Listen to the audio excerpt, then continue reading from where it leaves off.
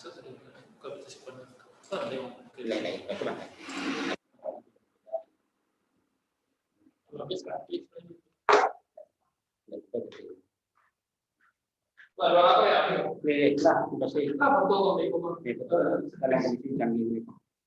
Pelayanan prima apa?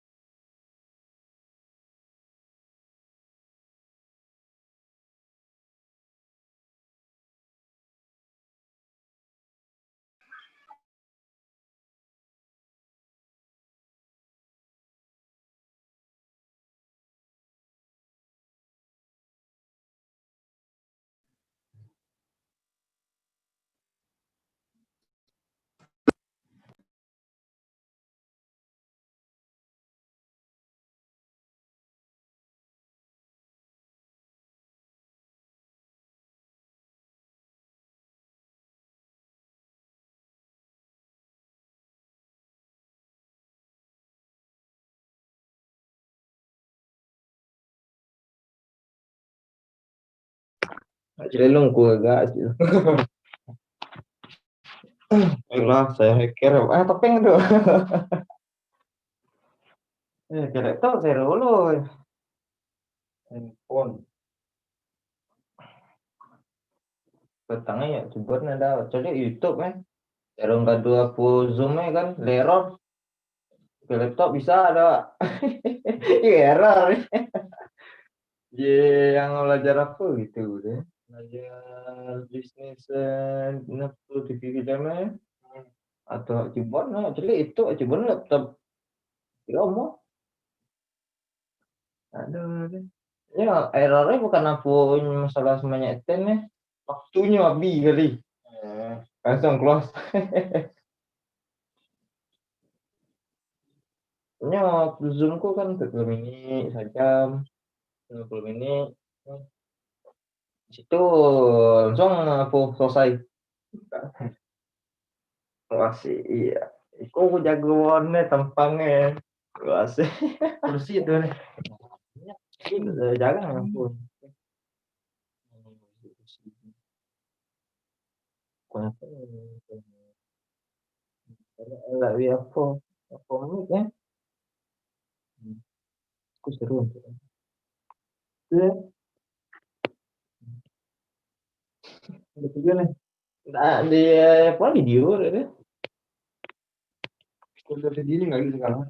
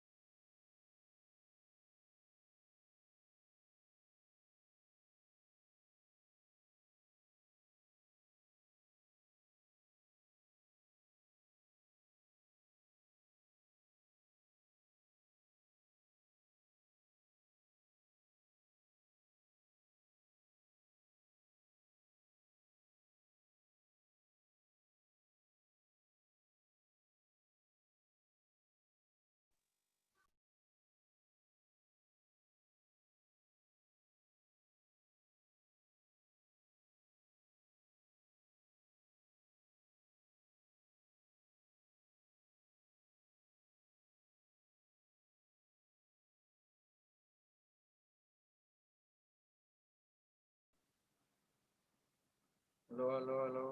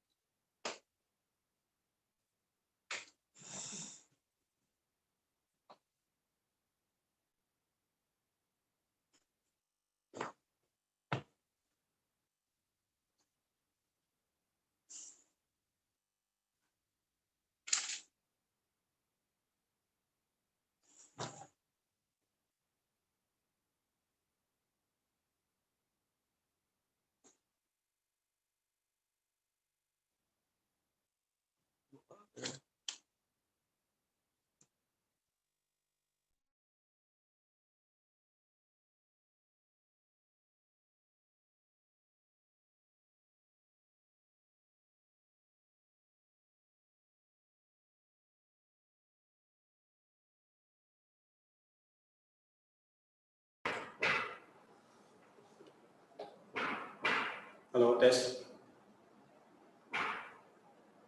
Suaranya kedengaran? Ada suaranya? Bisa, Pak. Bisa dengar, Pak.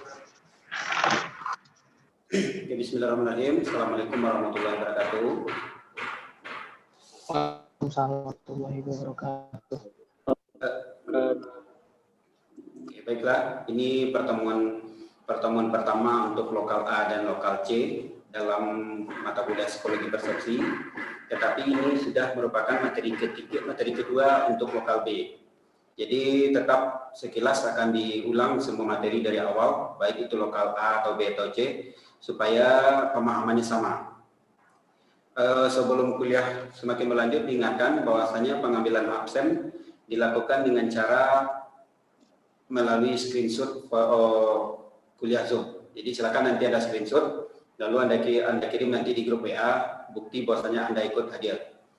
Dan absen yang diakui adalah absen yang memang orangnya tampil, bukan foto atau layar monitor. Jadi yang Zoom-nya tidak menampilkan orangnya, berarti dianggap tidak ada.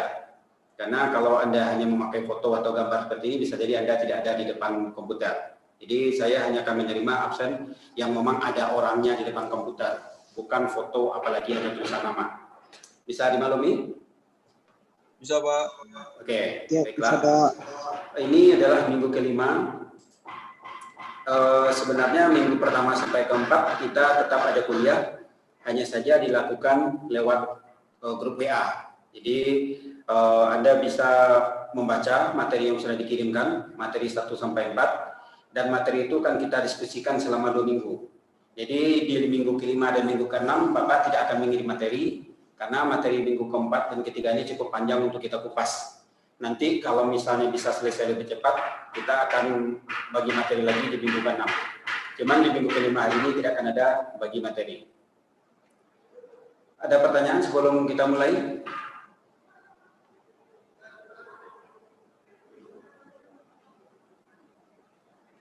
Ada pertanyaan sebelum materi kuliah kita mulai? Tidak ada?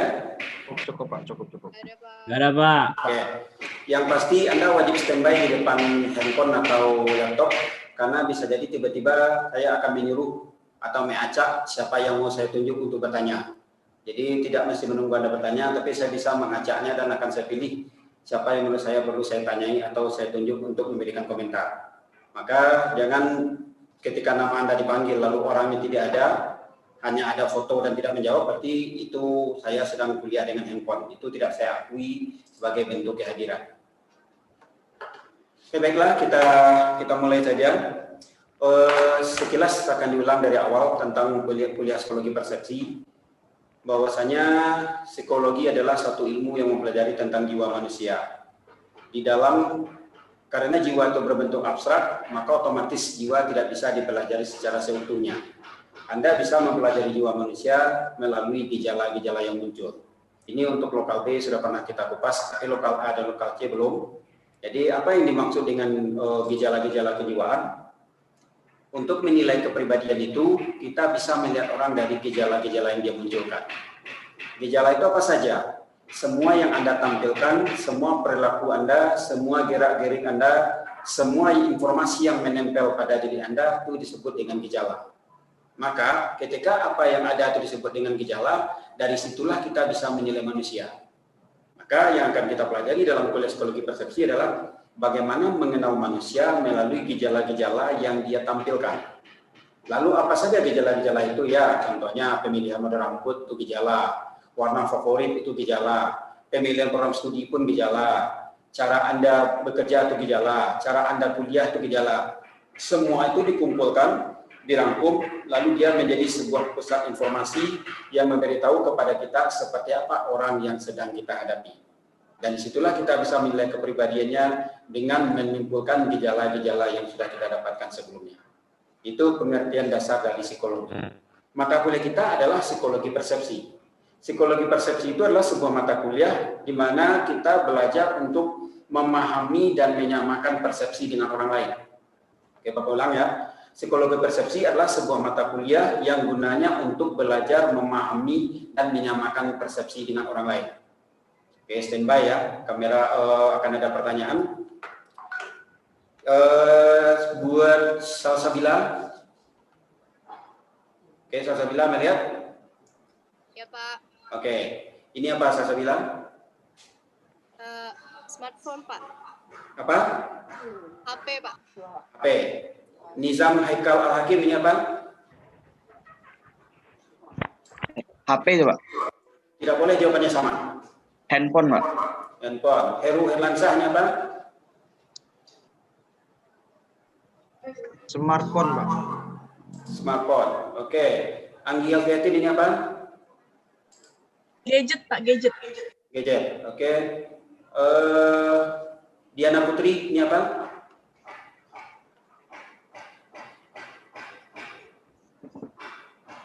Diana Putri. Apa? Suaranya nggak kedengaran. Suara Diana tidak kedengaran.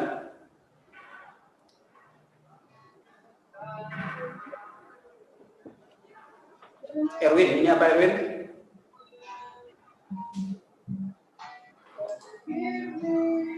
Erwin Ardiansyah, ini apa? Ya Pak, lagi di luar Pak. Apa?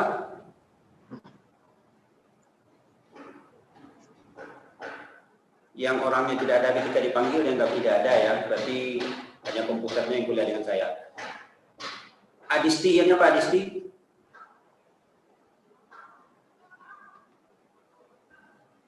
Apa Pak? Apa yang saya pegang ini? Gadget. Gadget sudah, tidak boleh jawabannya sama.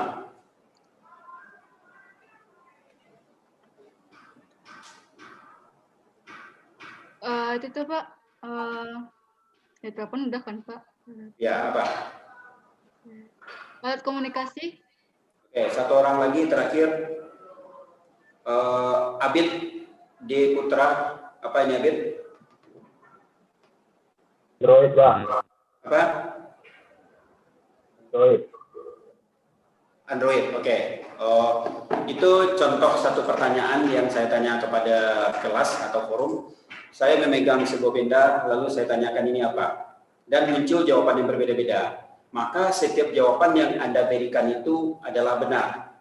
Oke, tidak ada yang salah. Kenapa dikatakan benar? Karena itu persepsi Anda. Lalu apa itu persepsi? Persepsi itu cara pandang. Cara Anda memandang benda ini disebut dengan persepsi. Ada yang memandangnya dari segi nama, ada yang memandang dari segi jenis klasifikasinya, ada yang memandangnya dari warna, ada yang memandang dari merek, mungkin dia bilang Samsung misalnya. Itu persepsi. Jadi persepsi itulah bagaimana cara seseorang memandang sesuatu. Satu objek yang sama akan berbeda persepsinya dari berbeda manusia. Kalau saya paksa 100 mahasiswa menjawab benda ini apa, maka harusnya muncul 100 jawaban yang sama juga. Oke? Jadi kalau saya paksa Anda menjawab harus berbeda-beda, maka harus muncul sebanyak, misalnya ada 100 mahasiswa, maka akan muncul sebanyak 100 jawaban. Kenapa? Karena setiap orang punya persepsi masing-masing. Jadi, apa itu psikologi persepsi? Psikologi persepsi itu kita belajar cara menyamakan cara pandang dengan orang lain. Menurut saya yang bagus itu merah. Menurut si Imam Hatta yang bagus itu kuning. Maka jawaban saya dengan si Imam itu betul kedua-duanya. Kenapa? Karena persepsi kita berbeda-beda. Jadi kuliah psikologi persepsi itu kita mencoba memahami kenapa orang punya persepsi berbeda dengan kita. Ketika kita paham adanya perbedaan persepsi, diharapkan menjadi dasar bagi kita untuk bisa memperlakukan manusia sesuai dengan persepsi dia dan sesuai dengan persepsi kita. Tugas kita apa? Mencoba menyamakan persepsi satu sama lainnya. Karena ini bicara prodi televisi dan film, produk Anda nanti adalah produknya mungkin film atau bisa jadi yang berhubungan dengan multimedia atau videografi segala macam. Jadi dalam perkuliahan ini kita akan belajar bagaimana caranya supaya ketika karya yang Anda buat itu sama persepsinya dengan penonton. Jangan sampai ketika Anda bilang karya Anda bagus, ternyata di persepsi penonton itu tidak bagus.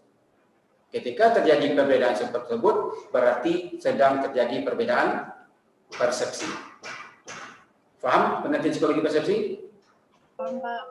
Kalau ada yang ragu, silakan bertanya. Gimana Pak? Apa? Ya, silakan. Ada yang mau bertanya?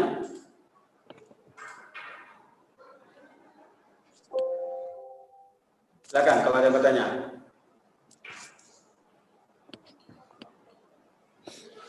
Tidak ada pertanyaan? Oke, kalau tidak kita lanjut. Di dalam kuliah psikologi ada teori pertama yang mesti kita pelajari. Teori pertamanya adalah tentang kepribadian. Jadi di materi 1 Anda bisa melihat di situ ada kata-kata kepribadian. Oke. Kita sudah mendiskusikannya di dalam grup apa itu kepribadian. Oke. Kepribadian itu adalah sebuah kalimat yang merupakan terjemahan dari bahasa Inggris personality. Personality merupakan saduran dari bahasa Latin yaitu persona. Persona sendiri artinya adalah topeng. Maka kepribadian itu diambil dari filosofis yang mengatakan bahwasanya kepribadian yang dimaksud dengan kepribadian adalah sebuah topeng yang diperankan oleh manusia supaya dia bisa diterima dan menerima lingkungan. Ulang lagi, kepribadian adalah sebuah topeng yang diperankan oleh manusia supaya dia bisa menerima dan diterima oleh lingkungan. Guna topeng itu apa? Royce Adli. Apa guna topeng Royce Adli? Topeng yang dipakai untuk supaya diterima lingkungan dan lingkungan menerima kita, Pak.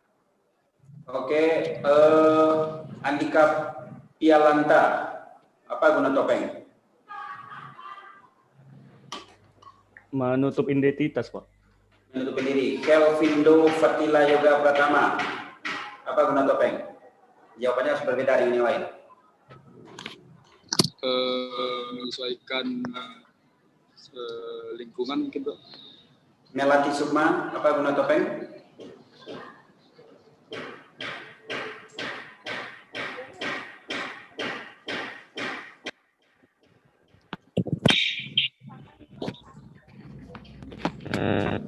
Melati Sukma, apa guna topeng?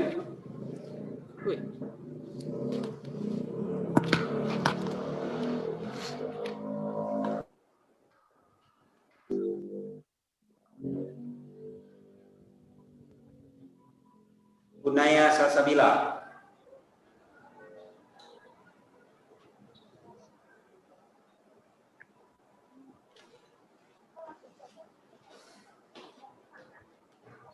Gunaya, apa guna topeng Gunaya?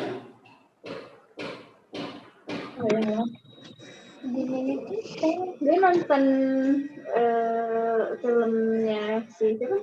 Aku seneng nih filmnya.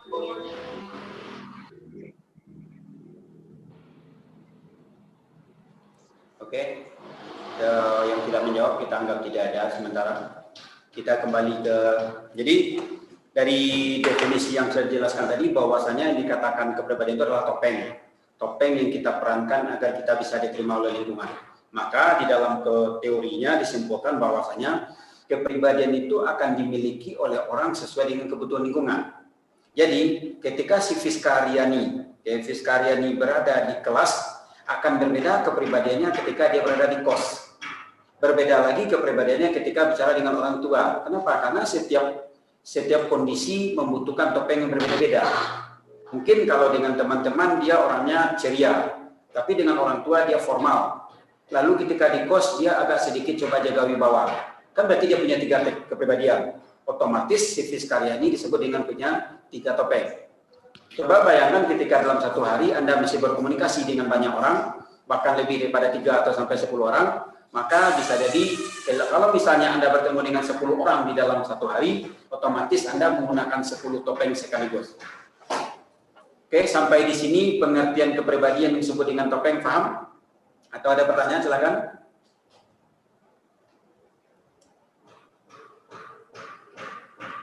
Ada yang mau bertanya? Ada pertanyaan? Berarti kepribadian topeng ini bukan kepribadian ganda kan? Jadi menyesuaikan diri saja seperti Bung Wan. Begitu. Oke, antara topeng dengan kepribadian ganda itu hal yang berbeda. Oke, antara topeng dan kepribadian ganda berbeda. Maksudnya apa? Kalau Anda yang di kepribadian ganda itu adalah orang yang punya lebih daripada satu kepribadian inti. Artinya apa? Orang yang punya kepribadian ganda itu dia punya lebih daripada satu topeng. Tapi orang yang punya kepribadian ganda itu punya lebih daripada satu kepribadian inti. Maksudnya apa? Kita punya topeng, tetap punya kepribadian inti. Sama apapun yang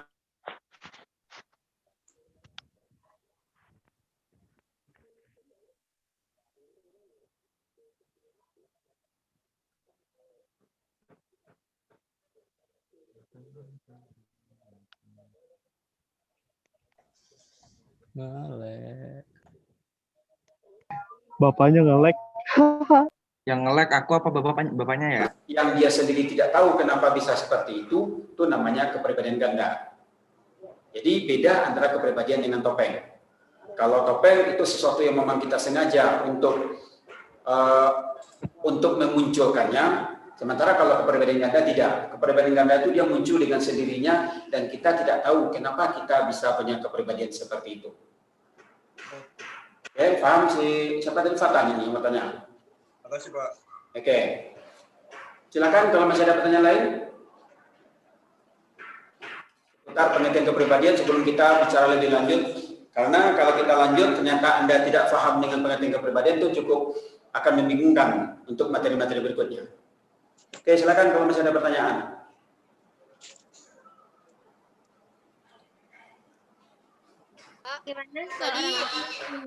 Tadi suara Bapak macet, Pak. Boleh diulang tentang Yang mana? ganda tadi? Tadi suara Bapak macet, Pak. Boleh diulang nggak, Pak? Tentang Yang macet? kepribadian ganda tadi. Oke, bagian kepribadian ganda. Iya. Oke. Jadi seperti ini. Kepribadian adalah topeng yang kita perankan. Setiap orang punya topeng. Bahkan bisa lebih daripada satu topeng. Bukan bahkan, mutlak harus lebih daripada satu topeng. Kenapa? Karena kebutuhan berbeda-beda.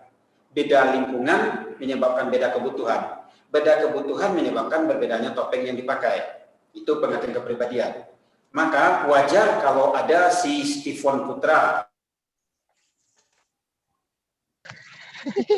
Macet lagi. Black, Pak. Pak, macet lagi, Pak. Pak mulai ngelek. Jangan ngelek kau bilang. Juga kenapa sih Siapa jago? Ini jaringannya ngelek Telkomsel macam tai. Toxic teman. Bicara diam. Ya. Oke. Tidak usah membahas hal yang tidak penting karena ini dalam perkuliahan, jadi jangan memakai kalimat-kalimat yang tidak menarik untuk didengar. Oke, suaranya masih putus-putus? Udah, Pak. Aman. Oke. Jadi saya ulang lagi.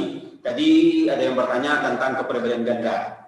Kepribadian ganda itu tetap penekanannya dari kepribadian dulu. Kepribadian adalah sesuatu yang kita pilih untuk menyesuaikan diri dengan lingkungan. Tadi Bapak kasih contoh si Steven. Si Steven ini misalnya dia orangnya pemarah. Kalau dia marah memang karena ada alasannya, itu topeng namanya. Berarti dia melakukan sesuai kebutuhan lingkungan. Tetapi kepribadian ganda itu apa? Kepribadian ganda adalah orang yang punya lebih daripada satu kepribadian dan bertentangan dengan kepribadian inti. Si Steven ini marah, sekaligus dia juga ramah. Dan dia tidak tahu kenapa dia punya sifat marah dan sifat ramah pada saat bersamaan. Itu namanya kepribadian ganda. Tapi kalau ada orang marah kemudian bertukar dengan ramah, ketika dia tahu dan sengaja, itu namanya kepribadian atau disebut dengan topeng. Maka apa beda kepribadian dengan kepribadian ganda? Kepribadian ganda muncul tanpa kita inginkan dan tanpa kita sadari. Kalau topeng muncul memang karena kita yang mengonsepnya, kita pinginnya jadi seperti itu. Itu namanya topeng. Oke, paham? Oke, suaranya oke ya, tidak putus-putus ya. Kalau putus-putus dikasih tahu supaya nanti tidak mubazir Bapak bicara. Ya. Ada pertanyaan, silakan. Saya mau bertanya, Pak. Ya, silakan. Apakah setiap orang punya kepribadian ganda dan apakah semua orang mempunyai topeng masing-masing? Oke. Terima kasih. Ketika kita berbicara kepribadian, setiap orang punya topeng. Setiap orang punya kepribadian. Tapi apakah setiap orang punya kepribadian ganda? Tidak.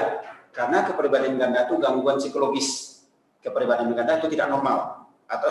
Kepribadian ganda abnormal. Jadi, kalau Anda bertanya apakah setiap orang punya kepribadian ganda, jawabannya tidak. Tapi apakah semua orang punya topeng? Jawabannya iya. Lalu di dalam psikologi, dalam kisah nyatanya, apakah memang ada orang yang berkasus dengan kepribadian ganda? Jawabannya ada. Oke. Ada seorang perempuan di dalam kisah nyata, ada seorang perempuan yang bernama Sibil. Dia memiliki 32 pasang kepribadian.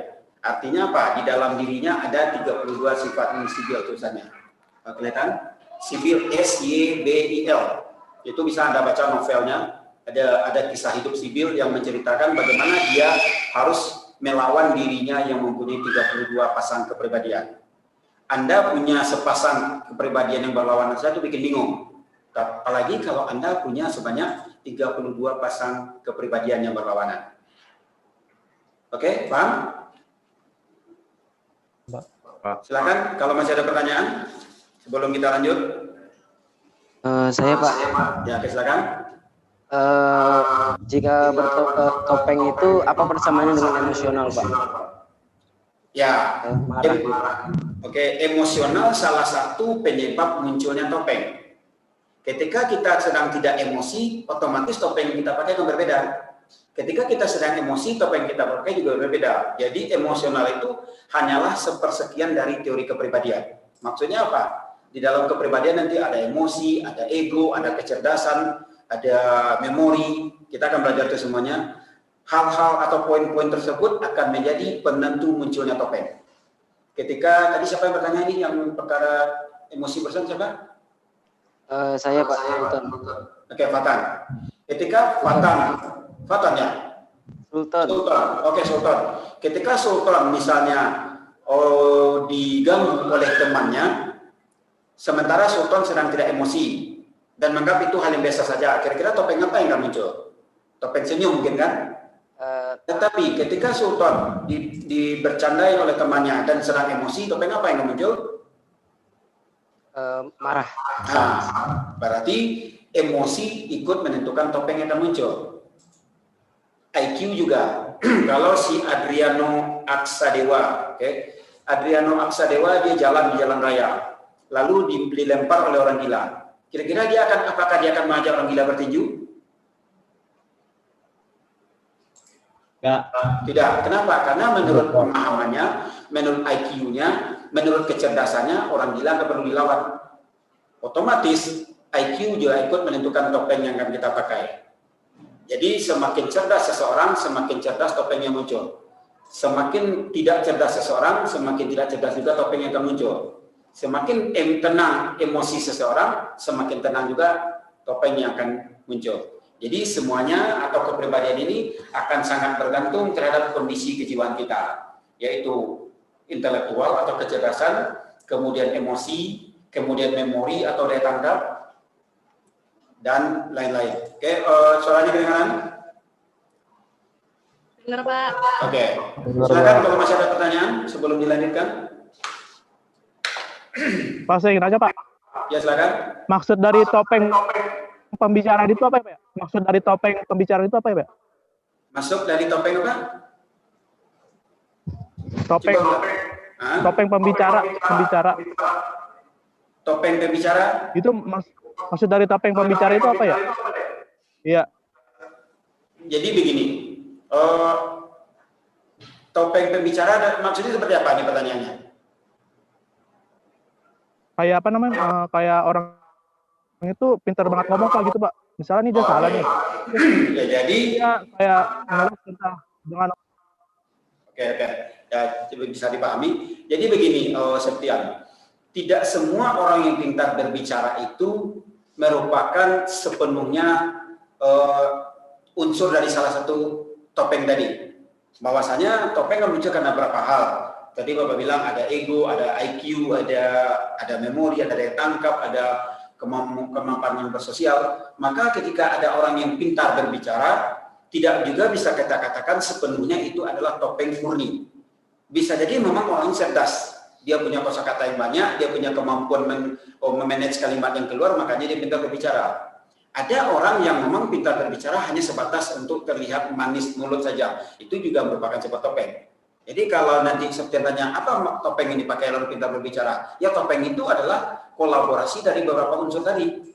Semakin banyak tinggi nilai unsur-unsur tadi, biasanya topengnya semakin bagus. Semakin rendah kualitas unsur-unsur yang disebutkan tadi, maka topengnya juga biasanya semakin tidak bagus atau tidak menarik. Makanya kita ketemu dengan orang-orang yang terkesan menjengkelkan, orang yang terkesan membosankan. Kenapa bisa? Karena dia tidak memakai topeng yang menarik. Artinya topeng yang dipakai itu tidak sesuai dengan kebutuhan lingkungan sebagaimana mestinya. Siap, mengerti Pak. Makasih ya Pak. Oke, jadi bisa jadi juga ketika kita bicara dalam dunia produksi televisi dan film, topeng itu mungkin bisa menjadi salah satu unsur yang mendukung ketika Anda berkarya. Semakin pintar Anda menciptakan sebuah topeng atau memunculkan konsep Anda dalam sebuah topeng, akan semakin bagus jenis atau bentuk karya yang akan Anda hasilkan. Bahwasanya nanti di akhir semester kita akan belajar apa yang kita tampilkan itu sebenarnya adalah hasil dari kepribadian kita yang kita sembunyikan dengan segala cara. Jadi film yang Anda bikin merupakan perwakilan kepribadian Anda atau disebut dengan gejala. Naskah yang Anda bikin merupakan sebuah gejala kejiwaan Anda. Apapun yang Anda ciptakan dalam dunia produksi atau di dalam perkuliahan itu semuanya bentuk topeng yang tanpa sadari mewakilkan atau mewakili diri Anda sebagai sang pencipta karya. Oke, masih ada pertanyaan? Silakan sebelum kita lanjut. Saya Pak mau bertanya Pak. Silakan si Chandra Sinaga. Ya Pak, tadi kita membahas kepribadian ganda kan Pak. Oke. Terus kan kepribadian ganda tadi Bapak bilang suatu gejala gangguan psikologi. Nah, terus itu bersifat permanen atau sementara Pak pada penderitanya? Oke. Jadi apapun gangguan psikologi, tidak hanya kepribadian ganda, itu pada dasarnya tidak ada yang permanen.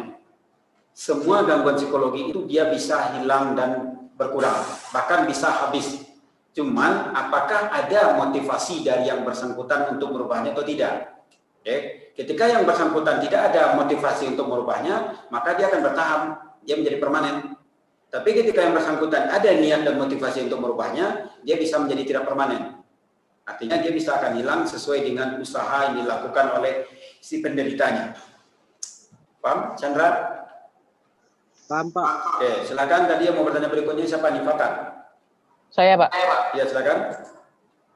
Itu tadi Bapak bilang bahwa topeng itu muncul karena bisa berdasarkan IQ dan emosional seseorang. Oke. Kepribadian juga berdasarkan itu juga Pak, atau karena yang lain Pak? Iya. Karena apa? Karena unsur-unsur tersebut ikut menentukan kepribadian. Orang yang cerdas pasti bahasanya cerdas, pasti perilakunya cerdas. Otomatis dia akan memilih topeng juga sebagai orang cerdas. Orang yang IQ-nya lemah atau IQ-nya jongkok, pasti bahasanya juga bahasa orang IQ jongkok. Perilakunya juga akan seperti jongkok, dan otomatis dia akan menjadi kepribadian yang terkesan juga jongkok atau tidak menarik di mata orang lain. Jadi sangat menentukan. Bahwasanya IQ, emosi itu sangat menentukan hubungannya dengan kepribadian. Oke, Odi. Pak, baik Pak. Masih ada? Silakan. Silakan kalau masih ada pertanyaan. Pak, saya ingin bertanya Pak. Rosi. IQ emosional atau apakah ada? Oke, Ya Rosi dulu, silakan Rosi. Oke. Apakah ada orang yang tidak memiliki emosi Pak? Artinya dia tidak memiliki topeng gitu Pak. Apakah ada gangguan kejiwaan atau sebagainya yang seperti itu? Oke, dijawab. Manusia tidak ada yang tidak punya topeng. Bahkan orang gila pun masih punya topeng. Oke, jadi selagi dia hidup, dia pasti bertopeng. Cuman pengukuran topeng tidak bisa diukur pada orang yang masih anak-anak atau mungkin kalau istilah dalam Islam disebut belum balik berakal. Artinya apa? Masa kanak-kanak itu Anda dianggap masih dalam proses pertumbuhan yang paling awal sekali. Itu belum bisa dinilai topengnya. Tetapi pada masa kanak-kanak sudah mulai terbentuk topeng. Maka kalau apakah ada orang yang tidak bertopeng? Jawabannya tidak. Bahkan orang gila pun yang mengalami gangguan kepribadian, dia juga bertopeng sebagai orang gila. Oke, jadi topeng itu apa yang kita lakukan untuk menyembunyikan diri kita dari hal-hal yang kita anggap sebagai sesuatu yang tidak bisa diterima lingkungan. Otomatis segala cara akan kita lakukan agar kita bisa diterima oleh lingkungan. Oke, silakan kalau masih ada pertanyaan lain. Masih Pak. Masih siapa? Ya silakan. Masih ada? Jadi pengalaman maka semakin banyak yang kita miliki. Ini yang sedang ngomong Fatan ya? Iya Pak, Fatan. Ya, coba ulang kan, barusan putus-putus suaranya. Hidup kita, topeng yang dapat. Kurang jelas. Coba kalau misalnya tidak jelas suaranya coba kirim di chat bro, di chat Zoom. Jadi bisa dibaca bersama-sama juga mungkin. Banyak semakin yang kita miliki. Ya. Banyak pengalaman yang maka semakin banyak kita topeng yang kita gitu Pak. Ya, betul. Karena dia berbanding lurus antara proses kita menjalani kehidupan, kemudian bagaimana unsur-unsur tadi terpenuhi, maka semuanya akan semakin menentukan topeng yang kita pakai. Semakin bervariasi, semakin banyak kosakata yang kita miliki, semakin banyak juga topeng yang kita pakai. Semakin banyak pengetahuan yang kita miliki, semakin banyak juga topeng yang kita pakai. Oke, Pak Tan? Oke Pak, baik Pak. Oke, silakan masih ada? Kalau ada yang tidak segan bertanya di chat, silakan di grup bisa tanyakan di chat, nanti kita baca chatnya. Apakah orang yang punya topeng itu terkesan buruk atau baik, Pak? Topeng adalah hal yang wajar. Oke? Topeng adalah hal yang wajar. Topeng bukan sebuah kebohongan dan topeng juga bukan sebuah kesalahan. Jadi wajar orang punya topeng. Tidak ada orang yang dikatakan buruk karena topeng. Tetapi ada orang yang memilih topeng yang buruk, sehingga kepribadiannya jadi buruk di mata orang lain. Maka kalau kita mau memilih topeng, pilihlah topeng-topeng yang tetap positif. Oke? Ya. Silakan. Ini pertanyaan Rizky Wahyu Arif, Pak, berarti seni teater itu mengisahkan topeng manusia bertipe? Iya. Pada dasarnya karya seni atau apa yang kita tampilkan itu cenderung menampilkan topeng kita tanpa kita sengaja. Kalau ada anak TV yang semenjak pertama bikin karya selalu bikin film tentang pembunuhan misalnya, itu pasti dalam jiwanya ada jiwa seperti itu. Tapi karena dia punya kecerdasan yang bagus, muncullah kebiasaan itu di dalam sebuah topeng, yaitu menghadirkan film-film tentang pembunuhan. Kalau dalam teori psikologi berarti orangnya orang yang memang mempunyai jiwa dan karakter seperti itu.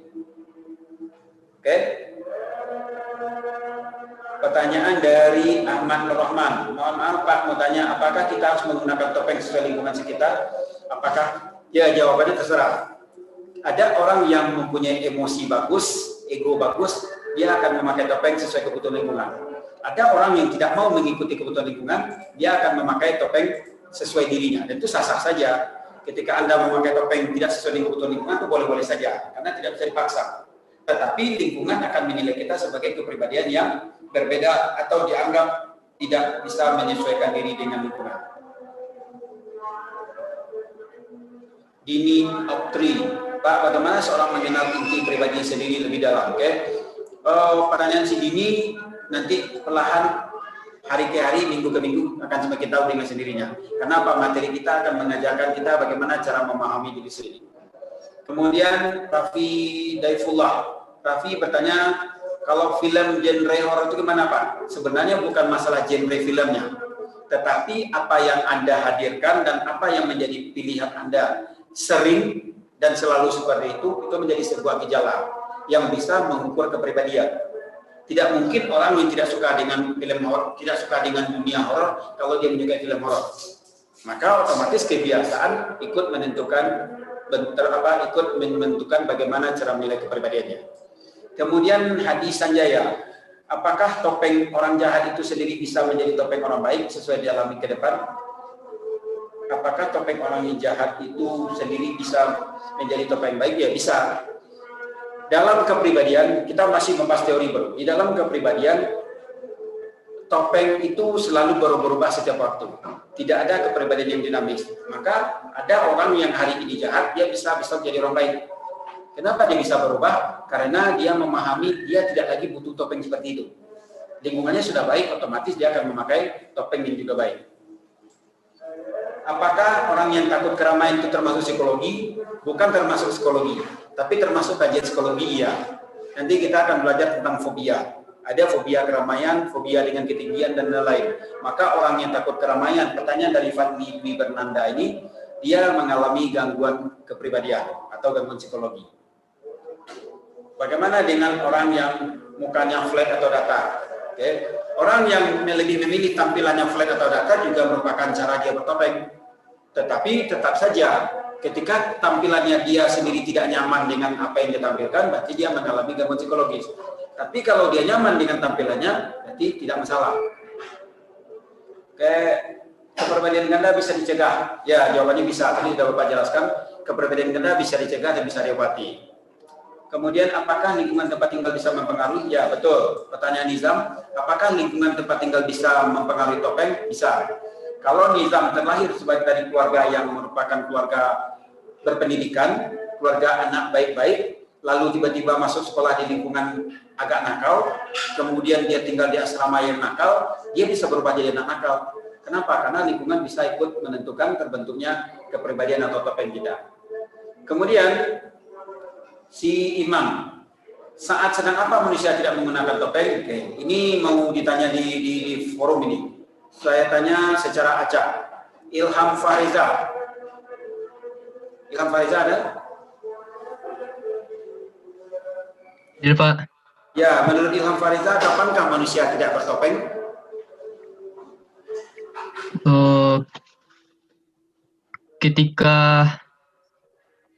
Ketika tidak ada seorang di sampingnya, Pak. Kalau tidak ada seseorang, kalau ketika tidak ada seseorang di sampingnya, kalau Ilham sendirian, apakah Ilham mau melompat-lompat di dalam kamar tidur sendirian?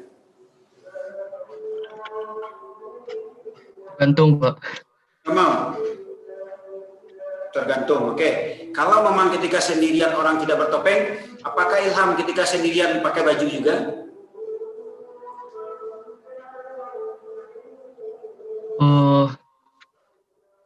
Kalau saya lebih suka berbaju, Pak. Lebih suka apa? Lebih suka berbaju. Oh, lebih suka berbaju. Nah, lalu menurut Ilham, kalau orang lain sendirian dia pakai baju enggak? Bisa jadi, Pak, karena orang berbeda-beda gitu, Pak. Oke. Karena apa? Karena sebenarnya memakai baju itu juga bagian dari topeng. Kita memakai baju supaya tidak malu oleh orang lain. Malu itu topeng. Jadi ketika sendirian jawabannya belum tepat. Artinya orang walaupun sendiri pun juga tetap bertopeng. Oke, saya tanya Diana Putri. Diana, kapan kira-kira orang tidak bertopeng, Diana?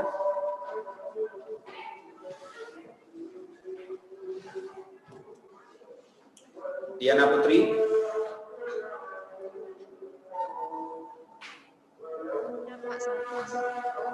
Tidak ada Diana Putri. Oke. Yang terpanggil tidak menjawab, berarti kita anggap orangnya tidak ada di dalam room ya. Rahim Lim. Oke, Rahim Lim. Kapan orang tidak bertopeng, Rahim? Kapan orang tidak punya topeng? Ya, kapan orang tidak pakai topeng? Ketika lagi tidur, Pak. Ketika lagi tidur, Rahim biasanya tutup pintu kamar atau tidak? Tutup pintu kamar. Nah, tutup pintu kamar itu bagian dari topeng enggak? Tapi kan nggak ada orang lain di kamar, Pak. Ya, tapi Rahim memilih nutup pintu itu supaya apa? Supaya tidak terganggu oleh keluarga yang lain. Nah, berarti kan topeng juga, karena masih ada karena orang lain kan? Ya, Pak. Tapi belum. Stefan. Kapan orang tidak bertopeng, Stefan? Ini saya acak, siapa yang tidak menjawab berarti orang tidak ada di dalam room. Dianggap dia tidak masuk bergabung. Silakan Stefan. Gimana, Pak? Ya, coba Stefan jawab kapan orang tidak bertopeng? Oh, ketika lagi sendirian. Ketika lagi sendirian, ya sama dengan jawaban tadi. Apakah sendirian memang kita terlepas dari pengaruh orang lain? Oh, tidak, Pak. Nah, berarti masih bertopeng kan? Ada yang bisa menjawab? Silakan menunjuk. Ya, Pak. Saya, Pak. Oke, Anggi Alia Fatin, silakan Anggi. Kalau saya Ya Anggi dulu. mungkin dia kan kira-kira orang tidak menggunakan topeng itu mungkin saat dia merasa nyaman dengan lingkungan sekitar ya, artinya dia akan menunjukkan sisi aslinya kepada orang yang menurut dia nyaman gitu. Terima kasih, Pak. Oke, Anggi tadi ya? Iya, Pak. Oke, Anggi nyaman dengan lingkungan. Anggi sangat happy dengan lingkungan. Lalu Anggi masih tetap memakai jilbab? Masih, Pak. Anggi merasa nyaman dengan sebuah lingkungan, misalnya lingkungan sekolah. Lalu apakah Anggi tetap masih memakai jilbab ketika Anggi sudah merasa nyaman dengan teman-teman? Masih, Pak. Masih. Apakah Anggi berjilbab itu memang kepribadian Anggi atau karena topeng? Topeng. Ya kan itu apa tuntutan dari Tuntutan keyakinan. ya. Berarti topeng. Karena bukan karena maunya hati Anggi sendiri kan? Ya. Nah, berarti masih bertopeng. Saat mandi, Pak. Oke, kenapa tidak dibuka saja pintu kamar mandinya? Meninggal. Kalau saat mandi, kenapa tidak dibuka saja pintu kamar mandinya? Ah, udah tuh. Ketika itu Pak, ketika orang tuh lagi tidak waras atau gila. Orang gila juga masih bertopeng. Buktinya orang gila masih mau mengikuti lampu merah. Masih ada orang gila yang berjalan di pinggir jalan raya, tidak di tengah jalan kan? Masih sesuai lingkungan kan? Oke, jadi dijawab saja. Jika di bawah pengaruh alkohol, Pak. Ketika di bawah pengaruh alkohol, apakah hatta imam yakin semua orang mabuk itu dia tidak bertopeng? Buktinya ada orang yang mabuk, kita suruh nyanyi, dia nggak mau, masih malu katanya. Oke, jawabannya cuma satu. Orang tidak akan bertopeng ketika dia berkomunikasi dengan sang penciptanya. Cuman itu orang tidak bertopeng. Siapapun orangnya, apapun keyakinannya, dia tidak bisa bertopeng kalau berkomunikasi dengan sang penciptanya. Sisanya kita bertopeng. Saya nggak tahu lah kalau ada di antara di kelasnya yang bisa pura-pura menangis di depan Tuhan, itu hebat itu. Dia pura-pura sedih lalu pura-pura mengeluarkan air mata, itu luar biasa itu. Kalau ada yang seperti itu. Tapi dalam kisah nyatanya nggak ada orang bisa membohongi Tuhannya. Apapun keyakinannya orang tidak bisa membohongi Tuhannya. Artinya apa? Dia melakukan itu benar-benar murni tanpa ada pengaruh dan disebabkan oleh hal apapun. Oke, paham? Selanjutnya Muhammad apa ini bertanya? Apakah seorang memiliki topeng dari satu, Pak? Jawabannya bisa. Rizky Wahyu bertanya, sebenarnya apakah penting topeng bagi kita, Pak? Ya, sangat penting. Kalau Anda tidak bertopeng, Anda tidak akan bisa diterima lingkungan dan tidak bisa menerima lingkungan. Kenapa? Karena kita butuh berkomunikasi dan mengikuti lingkungan yang ada di sekitar kita. Kemudian saat tidur, saat tutup usia, itu salah semuanya. Saat menangis juga masih bertopeng. Tidak pertanyaan lagi. Silakan kalau masih ada pertanyaan, kalau tidak Bapak lanjut. Tidak ada pertanyaan? Oke, kita lanjut.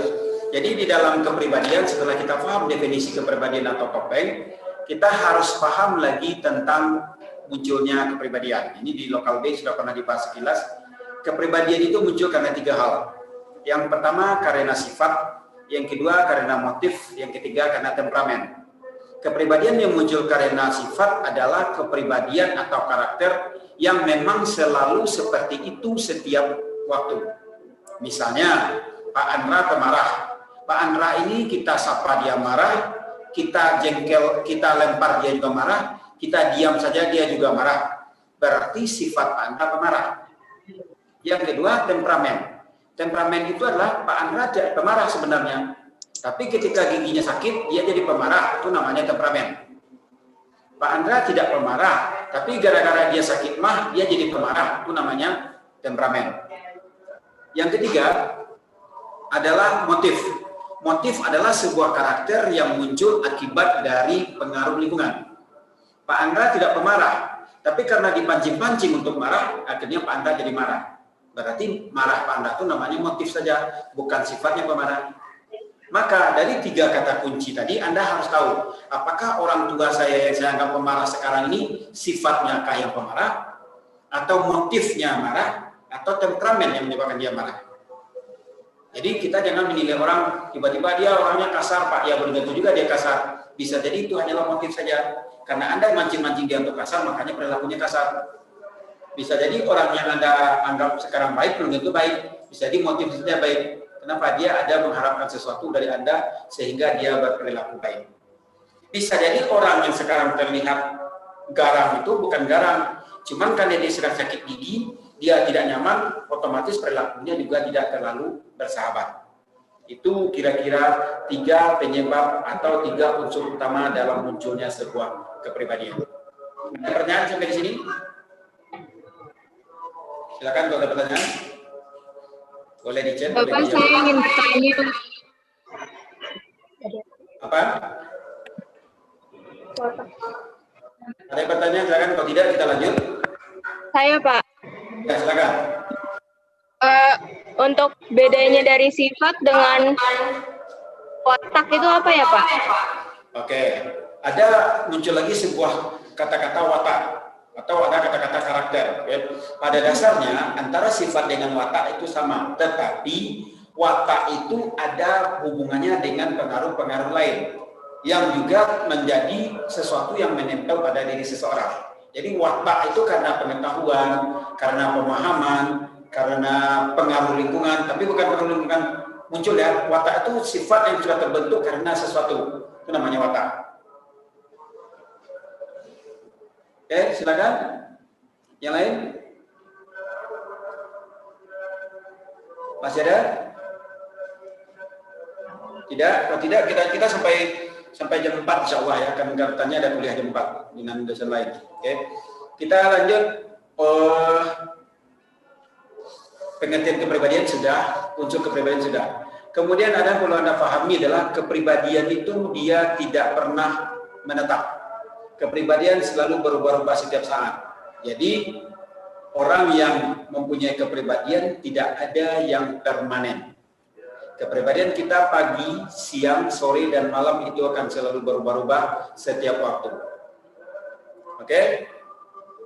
Kemudian kalau sudah kita pindah ke tipe kepribadian. Silakan kalau ada pertanyaan sebelum kita pindah materi. Ada pertanyaan? Tidak. Oke. Kalau tidak, kita masuk kepada tipe-tipe kepribadian. Tipe kepribadian itu maksudnya adalah pengelompokan kepribadian. Setiap ahli punya cara pengelompokan masing-masing. Oke. Setiap ahli punya cara pengelompokan masing-masing. Namun bagaimanapun cara mereka mengelompokkan itu tidak berarti akan merubah pemahaman terhadap bentuk-bentuk kepribadian. Oke. Teori kepribadian yang pertama atau tipe pertama itu dikeluarkan oleh Hippocrates. Oke, teori ini sudah teori yang sangat tua. Bentar ya. Ajan.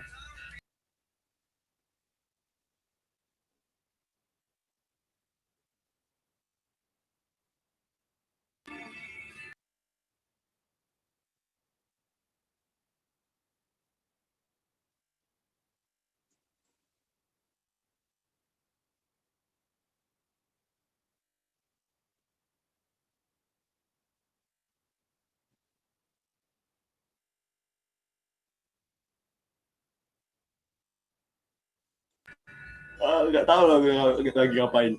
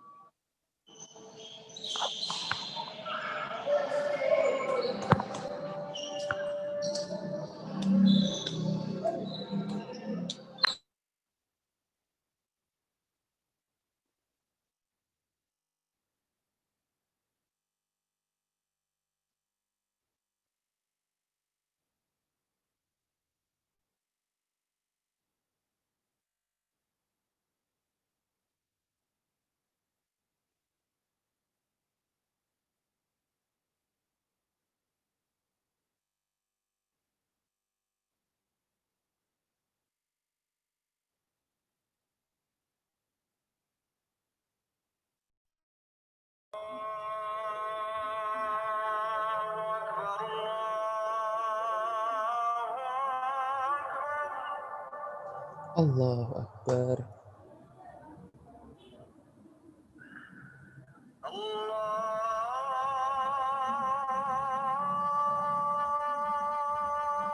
Nolak Ki.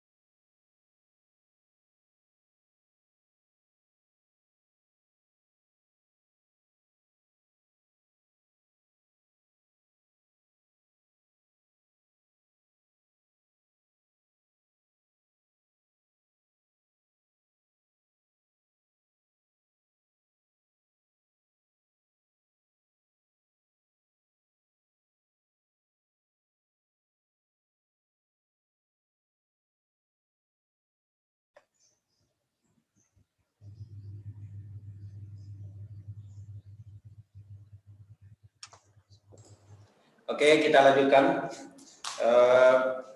Berarti kita pindah ke teori materi berikutnya ya. Kalau memang ada pertanyaan silakan bertanya. Kalau tidak, kita akan pindah ke materi berikutnya.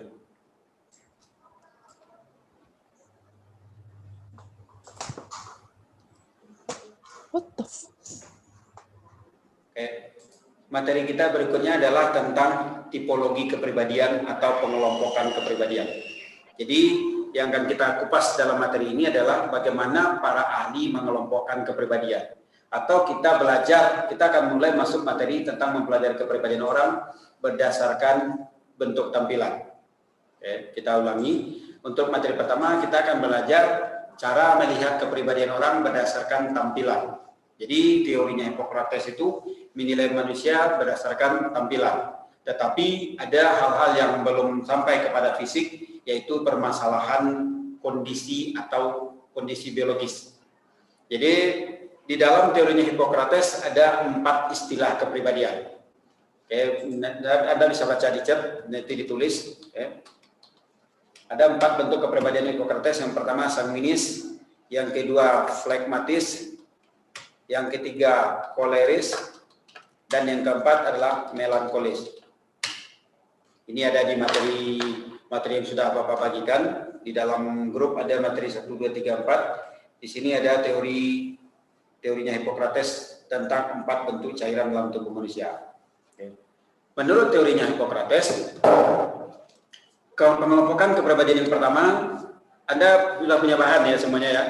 Kalau misalnya sudah dilihat, Anda akan ketemu kalimat-kalimat yang dimaksud. Tipe-tipe kepribadian yang pertama itu disebut dengan melankolis.